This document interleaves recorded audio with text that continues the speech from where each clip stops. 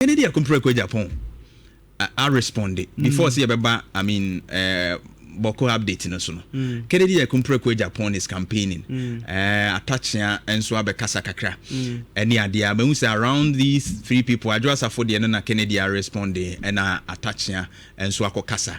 A dino was for the man on the hun sem bebre aba. But looking at this first no na quiet to say direct to Baumia and but you see as a swing ko I mean ne Baumia supporters no aside Kennedy against Baumia supporters and all that and sound a sign of I mean danger to elections here by on the part of Baumia I mean successful.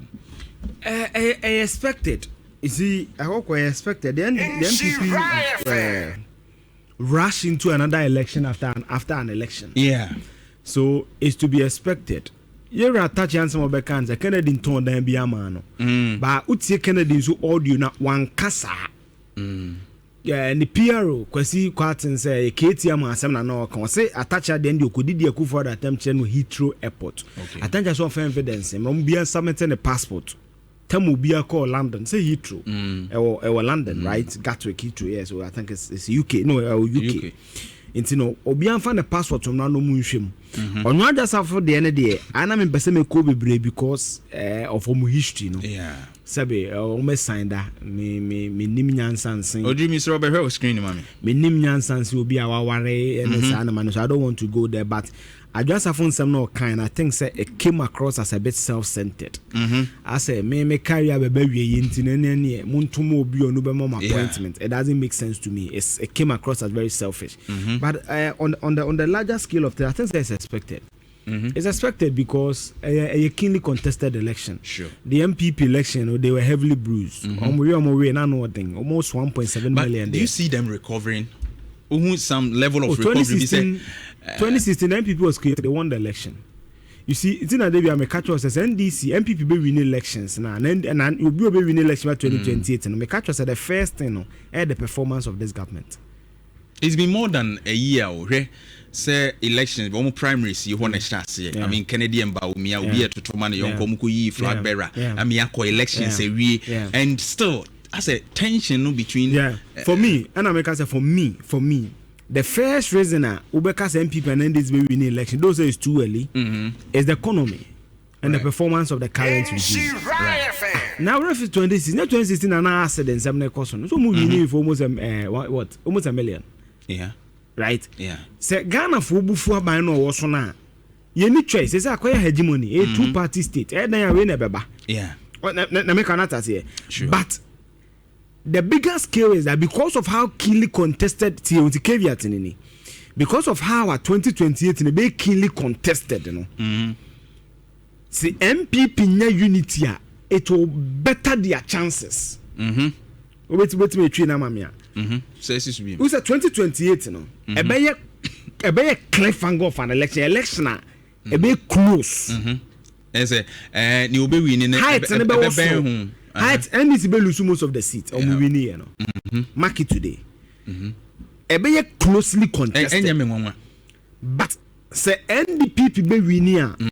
Ade bet me ama omanya nyina so kese pa internally. Okay. And at the way run election we know. It will take a lot. So mo be reconciliation. So bet me na unim ne ana politicians omu refuse and some no mo kano omu refuse omu opposition parties that to recorder no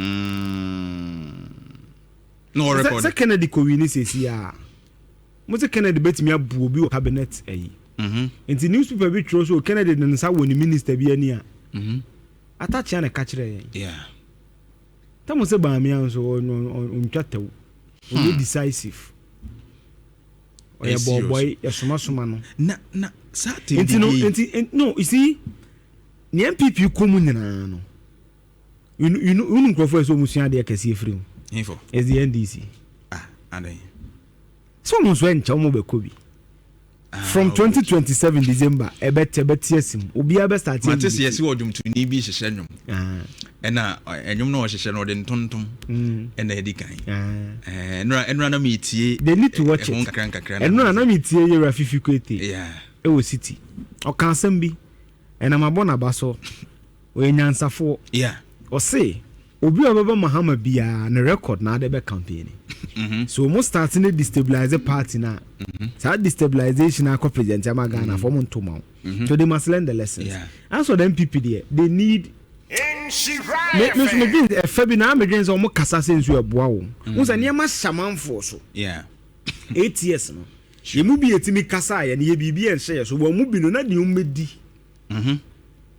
mu fie bi o mu benya o mu ka bi o mu benya o mu contract bi o mu benya mu ba ma ne bi obi be sende ama na de didinti no mu ntimi nka na kese nti afi no mo dwen so mbetimi apsie maka nti me menya kwan bi so no so na wo hwe the flip side maka sen ka mo nkasa niema samanfo bo unse Kennedy okasa o se wode ni nyina niema ahye no so eno onse o se no ma bi wo ho peso ka but ono ano ena ya de kan because you see ade nso ko show bi mu cha o ya de bi o de amemfi bi no hye na nyi ni yem nya de no sure akwati ase entimi de o mu nkasa say adwasa be kan say ne hu no ni tim no nto on pe Kennedy ni say Kennedy win o man position because on no woman Ghana for be kasa jo pe baomia ko baomia de ne political career is assured enyam na be kan ono na e kan what I say to mo kasa we are also able to do deductive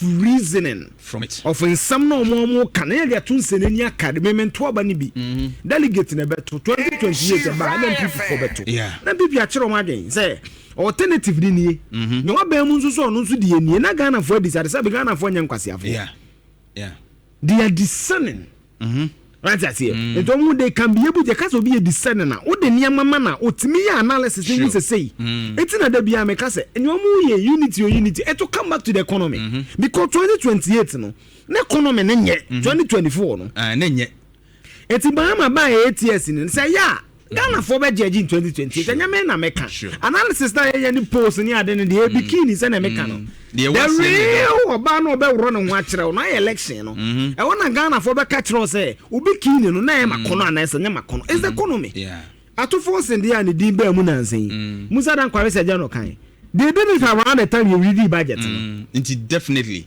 exactly so that tells you that that's another indicator factor kere we say abatu obia Nyebeka bia ni peripheral secondary the primary reason is the economy but the message me go to me was kid dia me okay me here t-shirt me here chin me here matches exactly me here chance me here bonso me here kuraba me here buta some to ba mo Sagana ni wadwuma economy na dia adwu na e ka se ma nkwa big push no the motor music na e ko enya economy the revenue ni ba better ni be da ba private sector ye dwuma tibi tua na tax you don't say to do wadwuma won lusu na dwuma tibi tua na tax that is how government gets revenue and what I say because private sector no fa no tua senate contribution is a revenue for government me boa na me boa etimi ye ni nyina na no ko bi push nim o manifesto ni di so say ya they are all a function of the economy is the fulcrum ye ka fulcrum a engine no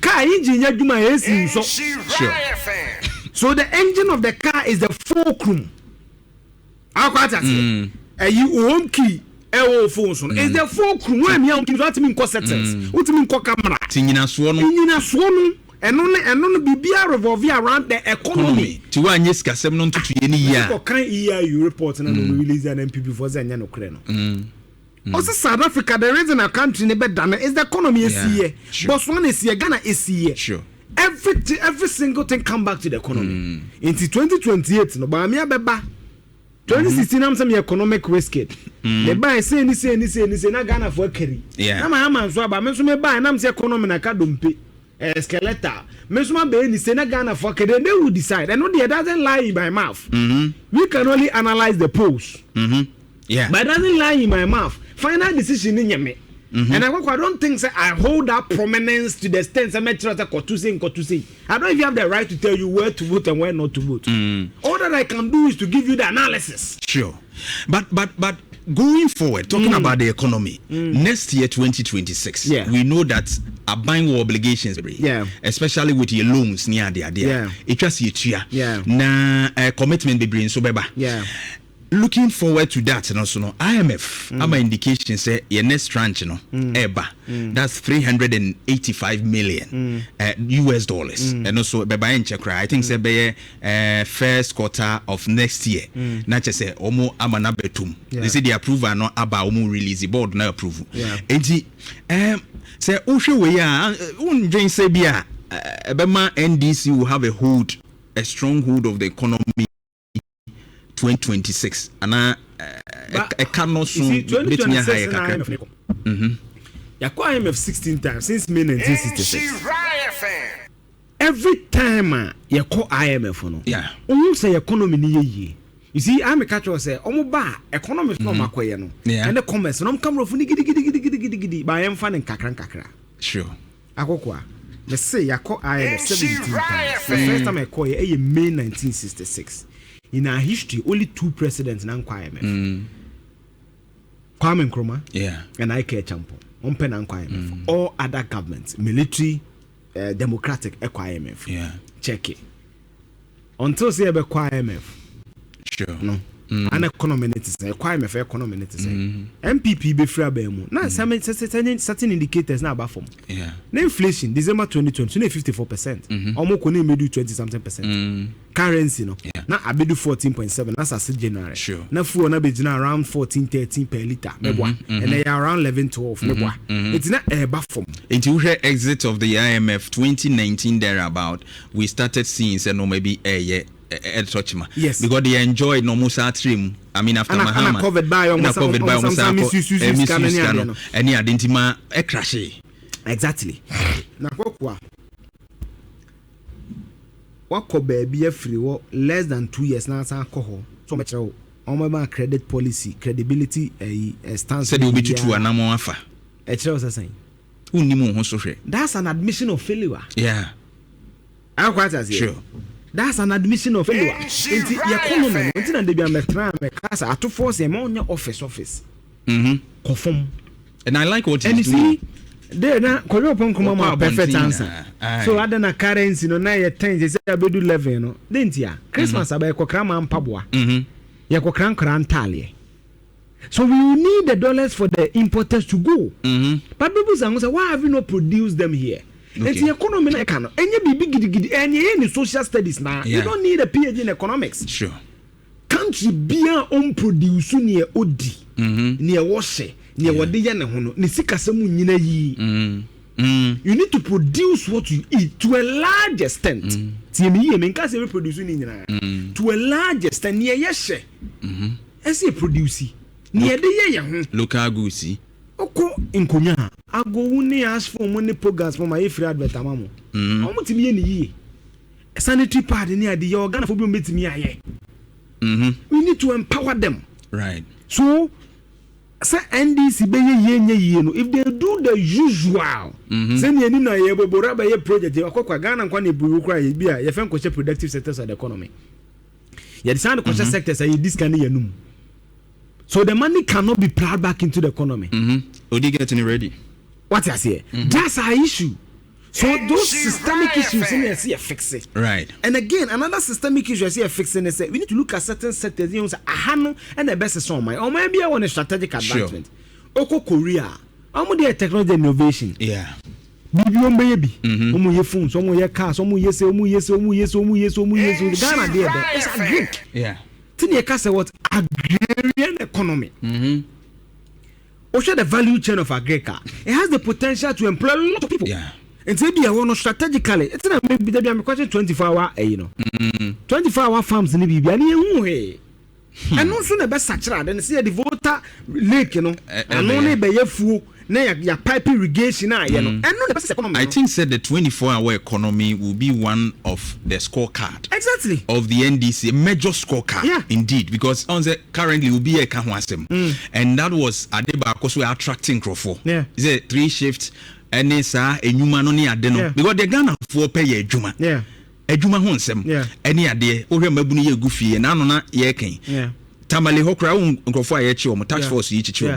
Look at the ages. And look at the youth. Oh, and no more room. So some of these desktop research from 29 February. The question is going to be yeah. Youth from 18, 22, 20, 21, 24, 26.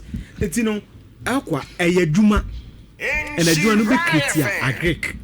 Yeah. Is the foremost thing. Sure. Industrialization. Industries and you China for an for is a cofan more China. Now industries from the China. Baby to be no products.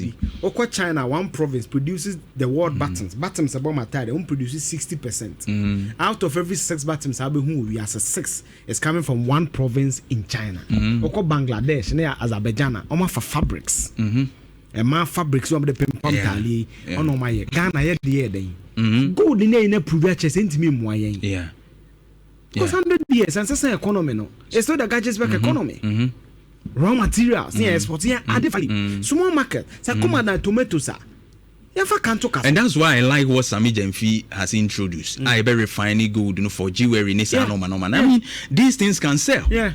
Any come now, be toko ye krebi corny and okay. Now say me video be on chocolate. Yeah.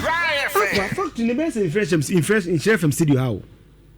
Kakre bi na wo produce, but ye to. Sani mani nya face. Right. You bet me in Ghana ha so bolo. You bet me package ya the value addition be ababwa. You want near mano. We have the means, we have the expertise. And tini na ya near ma akokwa me dream say started the adwen fa ho a ebabwa. Right. Eugene, mami nkodin komo mra me ba na afi ya toa so ahwede ya da